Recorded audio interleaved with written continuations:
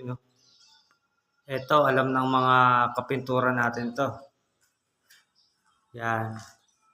Yan ang hirap kapag ang electrician ay nahuli.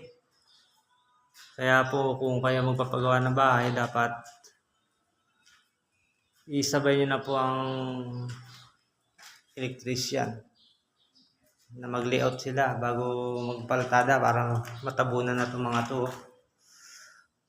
Yan. Hindi maliit na bagay lang siya pero nakapagpabagal siya ng trabaho. Sayang din. Yan. Diba? Okay. Dapat mauuna ang electrician mag-layout bago magpalitada. Yun, no? Ito, alam ng mga kapintura natin to. Yan. Yan ang hirap kapag ang electrician ay nahuli. Kaya po kung kayo magpapagawa ng bahay, dapat isabay nyo na po ang electrician na mag-layout sila bago magpaltada para matabunan na itong mga to.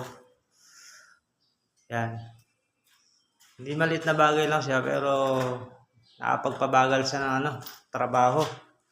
Sayang din. Yan. Diba? Okay. Dapat mauuna